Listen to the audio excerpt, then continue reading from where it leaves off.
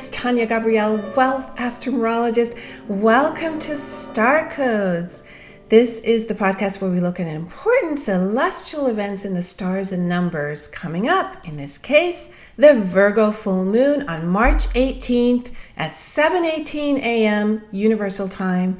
That's 2:18 a.m. Eastern New York, and that's 11:18 p.m. on the West Coast, LA. Now notice March 18th and 18 past the hour anywhere in the world. And then the sun and moon will be at 27 degrees. The moon, of course, in Virgo, hence the Virgo full moon. And it will be opposite the sun at 27 degrees Pisces. Now 27 and 18 both reduce to 9. So 9 figures greatly in this full moon. And 9 is all about letting go, release, culminations, endings, and also healing through love. So it's a number of great wisdom and great compassion. And we also have the sun in Pisces, which is the final sign, just like the number 9 is the final single digit, hence it represents culminations and endings. The final sign also represents a sense of bridging, of coming to the end of the zodiac. So we are in a transition, in a recalibration phase, in a phase where we're literally letting go of certain patterns or beliefs or thoughts, habitual thought, patterns that have a loop, and are looping us into a sort of stuck existence, and we're letting go of that so that we're freed up. And then come the Aries equinox on March 20th, we can be freed up completely to move forward. So another 9 also shows up, just to put the icing on the cake, and that is that March in 2022, 2022 adds up to 9 as well. So March this year is a 9 universal month. So in so many ways, we've come to the finality of something, a sense of just purging in general. And then Pluto also plays a role because Pluto creates a trine to the moon. And Pluto is basically a very similar message. Just like the number 9, it in fact looks like a mirror of the number 9, the P and the 9. And they both represent purging and also empowerment. 9 is a very powerful number. So Pluto is as well. And so it is this message of empowerment through letting go. Now, if you notice on the chart, the moon is in its own sort of hemisphere, all by itself on the right there, the lower right, and then it's opposite all the other planets that seem to be in a different part of the zodiac, which they are. So there's this sense of being on your own path with this full moon and dedicating yourself to a life of service, a life of healing, a life of love, everything that Virgo and the Pisces Virgo axis is the healing axis, everything that the health healing axis represents. So this means also, because there's this opposition from the moon, to not get caught up in those conflicts that are asking you to be against a side, because that can be very detrimental to the healing process. The healing process is holistic. It accepts everything that shows up, whether it is deemed good or bad. There is acceptance there and understanding, and there's no resistance to seeing it or the fighting off of it, but basically the pure visual of embracing everything that shows up for you.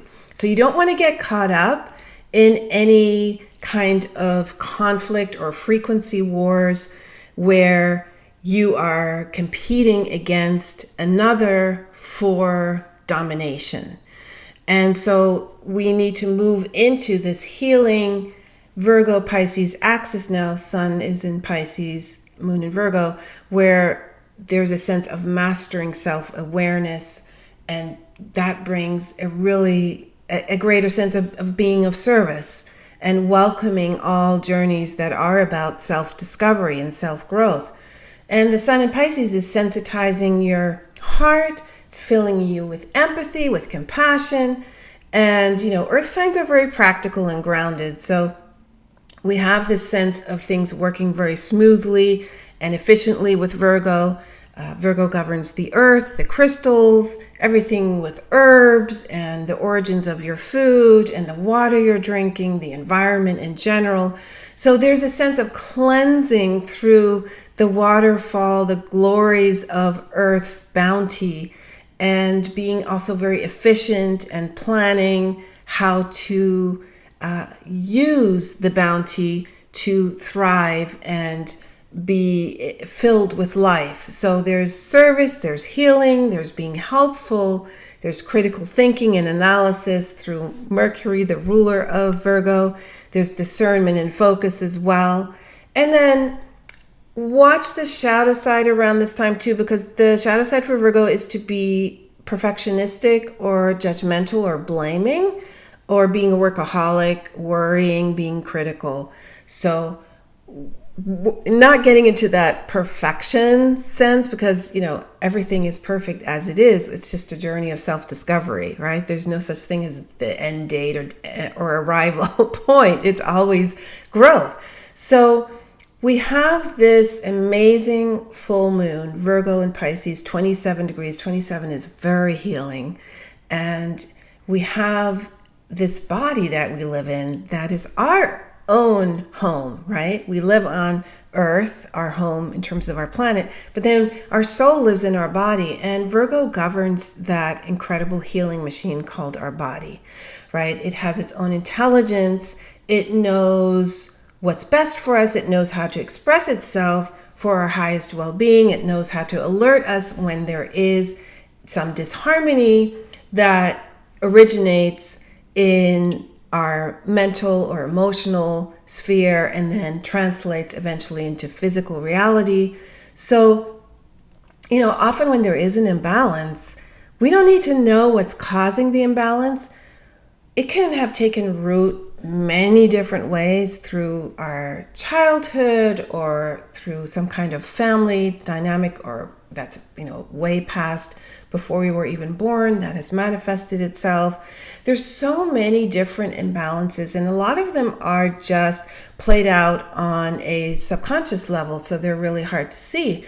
However, understanding what the connections are, it's actually not important for the healing process itself. So what matters is that you just keep trusting in the intelligence of the message that's coming through your physical body. So instead of, if you are feeling unwell, instead of saying, oh, I'm not feeling well, or I'm sick, or something has to be fixed in me, something's wrong, that will keep you in that loop. That's the sort of the health loop, right? And instead, you want to focus on what you want to feel like. In this case, you can say, well, I wonder what it would feel like to feel filled with energy, to feel healthy, to feel well. And that sense of wonderment takes you out of the loop of, oh gosh, something needs to be fixed, something's wrong. And so the wonderment transports you and lifts you up above and beyond, so that you can literally enter that sphere of reality. So you're not going to war against the divine intelligence of your body that is constantly acclimating and healing, right? So this is really the health journey, is to always focus on where you really would like to be frequency-wise, and not to fight that, but to align with it. So you always want to come back to the frequency that you want to hold. And if that's the frequency of I am abundant, you go there. If it's I am at peace, you go there. I am healthy, I am strong, I am empowered, right? There are so many ways to align with a frequency of healing and health and, joy. So Mercury, the ruler of Virgo, and this full moon also covers all kinds of communication. So in the same way, news is a kind of communication. Being online, reading, whether it's alternative or mainstream media, it's a kind of communication. And most of that kind of news, any news really, alternative or mainstream, is focused on the negative. And so you wonder sometimes, well, are there any good things happening anywhere, right? They're not being reported, at least not on the front page, right? You got to search.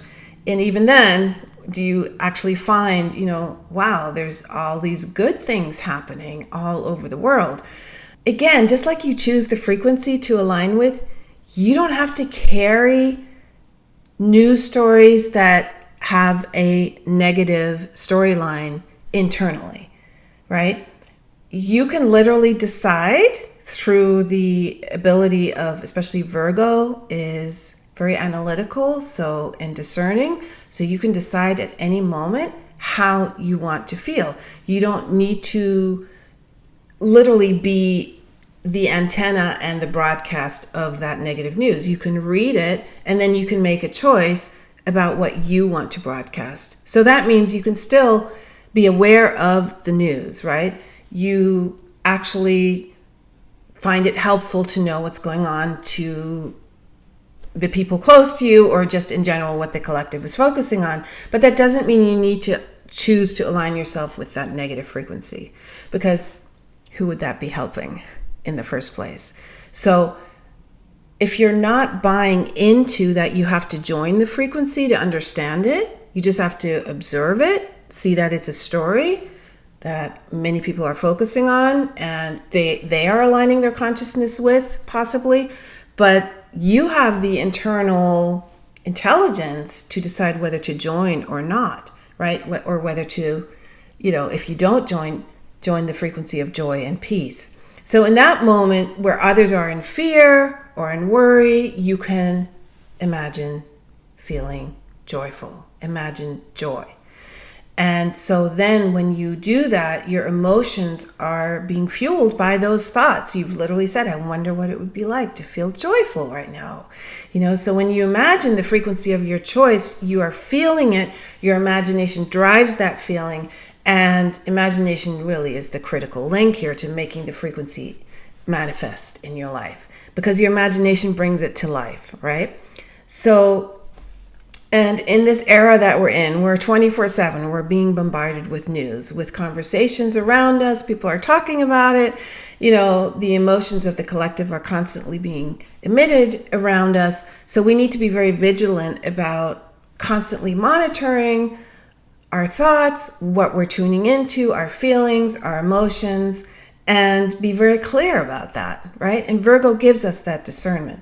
So the moon trines Pluto, the sun sextiles Pluto. This is very much about empowerment or disempowerment. You want to work with this energy and really move into the ability to see the truth, let it go, and allow that to instill a lot of confidence in you. And then the sun conjuncts Neptune and also Jupiter. Now Neptune's at 23 degrees Pisces and Jupiter at 18 degrees Pisces. There's that number again. And Neptune is the actual modern ruler of Pisces and Jupiter the ancient ruler of Pisces. So there's just a lot of Piscean energy. And we also have Mercury in Pisces at 13 degrees. So 4 planets, well, the sun isn't a planet, but 3 and the sun, so 4 light bodies are in Pisces. So very watery, let go, fluid, emotional, deep healing energy here. Also letting go energy, let it flow, let the water cleanse, right? Now Mercury conjunct Jupiter is a beautiful conjunction. There's actually a big stellium between Mercury, Jupiter, Neptune, and the sun in Pisces.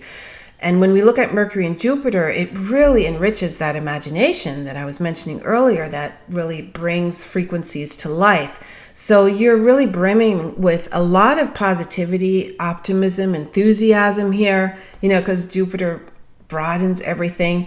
And you can see the big vision. You can write ideas down. You can take advantage of opportunities. You feel generous. And then Venus is sextiling Chiron exactly at 11 degrees and exact during this full moon. And Chiron governs healing and Venus is beauty and joy. And they're both at 11 degrees. The 1111 portal opens up to spiritualization, of divine inspiration, of shifting towards embracing your spiritual values as well as your practical values. And that your response to life in general is passionate and beautiful. and loving, and that you make sure you create a sacred space around you that is just absolutely pleasurable. Remember that Virgo governs your environment. And so this is a wonderful opportunity for you to make sure your environment is beautiful, or just to choose a room that you can create a sacred space in, to have that ready, and always to relish in the ability for you to give gratitude for beauty at any given time. So surrounding yourself with it is very, very important. So we also have a square from Venus and Mars, and they're still traveling together, to Uranus being the ruler of the Aquarian age. And so there's this sense of truly highly creative energy, number one. Guard against drama, though. You need to really act on this energy. A square is a call to action.